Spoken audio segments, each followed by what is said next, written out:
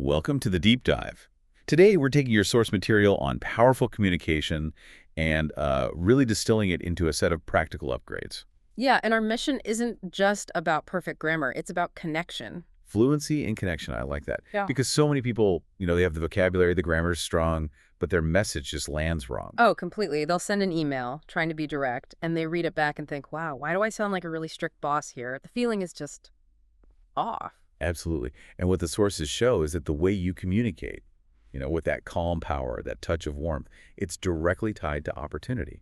It is. When you project confidence, you attract better jobs. People, well, they actually listen to your ideas, they respect you. So the feeling you project is actually stronger than the words you choose. Often, yes. Even if your English isn't perfect yet, it's about mastering those soft skills. So today, we're covering 10 small learned upgrades, things you can start using right away. And because this deep dive is, well, it's tailored for a B1 intermediate English learner, we're going to explicitly slow down, define those useful words in context, and make sure they really stick. Okay, let's unpack this. First up, let's talk about the silent conversation. The one that happens before you even say a word. Exactly. Upgrade number 1, communicating before you speak.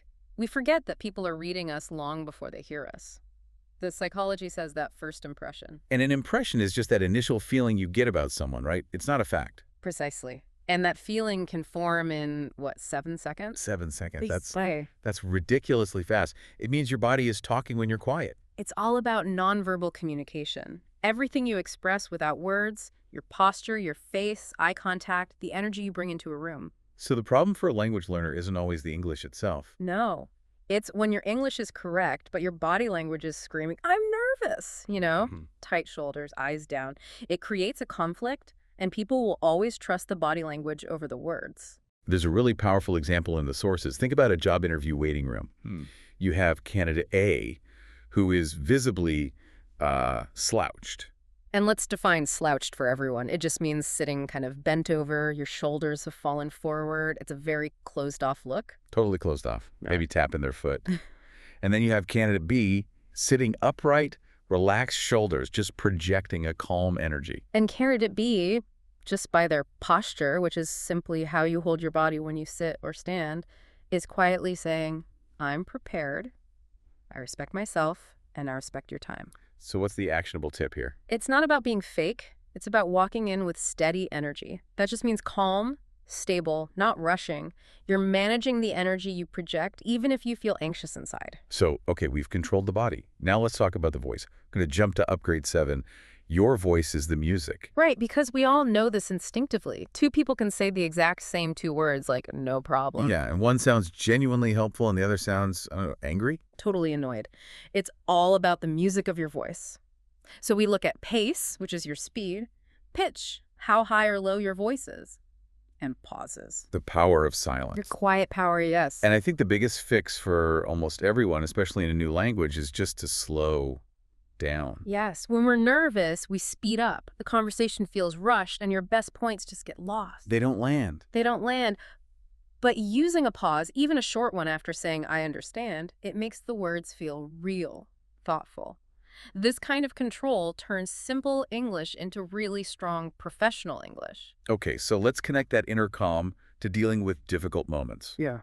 Upgrade 5. Respond, don't react. This is all about control under pressure because communication often breaks down in moments of stress. So what's the difference? Reacting versus responding. Well, reacting is automatic. It's emotional. It's fast. It's like typing that angry email and hitting send without thinking. We've all been there. And responding is chosen. It's calm. It's thoughtful. And to do that, you have to notice when you get triggered. Yes, and being triggered just means something happens that suddenly creates a strong negative emotion, like anger or stress. So the key skill is creating a little space. That's it. We call it the 3-step reset. Mhm. If you feel that heat rising, 1, just breathe once. 2, name the emotion in your head. I'm annoyed. I'm hurt. And 3. Ask yourself one question. What do I want the result of this conversation to be? This is about preserving your dignity. Dignity, that's such a powerful word. It's about self-respect, right? And the respect others have for you. Exactly. Winning a quick fight is almost never worth losing your reputation or a relationship. That one little pause lets the thinking part of your brain catch up with the emotional part. A modern example. Your coworker sends a message. You didn't do this properly. The reaction is to type fast, create a fight. The response is to pause, maybe for 5 minutes. Then you write back calmly. Thanks for letting me know. Which part do you want changed? Your tone completely dictates what happens next. And if you need more time, just say that. I'll get back to you. Or let me think for a second. Okay, so we've covered the quiet power of body, voice, and mind. Now let's pivot to building bridges with other people. That brings us to upgrade 2, storytelling. Because good communication isn't just clear, it has to be memorable. The principle they use is great. Facts tell, but stories sell. Right. Don't just say the idea, show it. Give people a picture to hold on to. So instead of telling your team, practice English every day, which sounds like a chore. You share the story of Clara. She was nervous about speaking in meetings, so she made a tiny rule for herself. Every night, she recorded a 30-second voice note about her day. Just 30 seconds. That's it. And after a month of that tiny habit, she was answering questions confidently in these big, high-pressure meetings. That story gives people hope and a practical step. The formula is so simple, too. Before, I struggled. Then I tried one small thing. Now I feel different. And keep it short. If your story needs a PowerPoint, it's not a story. It's a presentation. All right, building on connection, we have upgrade 3, which is maybe the most important one, empathy. Empathy. It's feeling what other people feel. It's putting yourself in someone else's shoes. Listening with your heart, really. And why is that so critical? Because when people feel understood, they feel safe, they trust you, and then they'll listen to you. Without empathy, your words, even if they're grammatically perfect, are just cold. Meaningless. Yes, meaningless. No real feeling, no value. Think about 2 friends. One says, I'm having a hard day. Friend number 1 just says, oh, okay. So dismissive. But friend 2 says, oh, that sounds heavy. Do you want to talk about what happened? Big difference. A huge difference. So the steps are listen fully, acknowledge the feeling, and to acknowledge just means to notice something and accept it as real, and then ask one soft question. And put your phone down. Please put your phone down. That feeling of being seen leads us right to upgrade 4, using names. The sweetest sound. It really is. A person's name is their identity. Who you are, your sense of self. And when you use it warmly, they feel seen, respected. The new job example is perfect.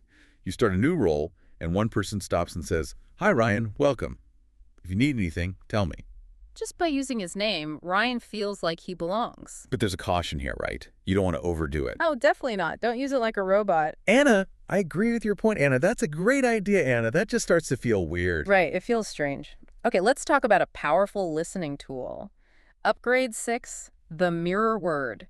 This is a bit of conversational magic. You just repeat one key word someone just said. So you're not copying them? No, not at all. You're just confirming that you're paying attention. When you mirror a word, people feel incredibly safe to keep talking. Okay, I have a question about this. If my friend says, I'm so overwhelmed, and that word, overwhelmed, it means you feel like you have too many tasks or feelings, it's just heavy, and I reply, overwhelmed? Won't they think I'm making fun of them? That is a great point. And the answer is that your tone is everything. It has to be soft, curious, never like an interrogation. I see. So if they say, I feel like I'm failing, and you reply softly, failing, instead of jumping in with no, you're not, you're giving them space. You're showing them you trust their feeling. You're confirming it without judging it. Exactly. So some easy ones to borrow, they say, I'm stressed. You say stress. They say, it felt unfair. You say unfair. It makes them feel so deeply heard. All right, we've covered self-mastery and connection. Now let's get into our final segment on authenticity and setting clear boundaries. Let's go to upgrade 8, calm repetition. This is about being a calm wall. You repeat your main message politely, same tone, even if the other person keeps pushing. And the research is clear on this. The more you explain why you have a boundary, the more they think they can negotiate. And to negotiate means to keep pushing to try and change your mind. Your explanation becomes an invitation for them to argue. so the strategy is short and consistent. Exactly. Someone says, come on, just have one drink. You just repeat calmly, no thanks, I'm not drinking today. Same sentence, same tone, no extra drama. Your boundary line should be short. I can't today. I'm not available. That doesn't work for me. The lack of explanation is the key. Now, let's add a bit of warmth back in with upgrade 9, light humor. This has to be the right kind of humor, though. Yes, it should connect, not hurt. Stick to self-humor, making fun of yourself gently, or humor about the situation. It makes you so much more approachable. For sure. Like starting a meeting and saying, okay, if I start talking too fast, please just stop me. Everyone relaxes. Or if you forget a word, hold on, my brain is loading, give me 1 second. It's human, it's honest. But, and this is a big but, don't use humor to hide your real feelings all the time. No. Which brings us to our final and maybe most advanced upgrade. Number 10, healthy vulnerability. Okay, so this is being real without oversharing. And oversharing is giving way too much personal information too soon or to the wrong person. So how do we define vulnerability? Vulnerability is sharing a small truth in a safe way.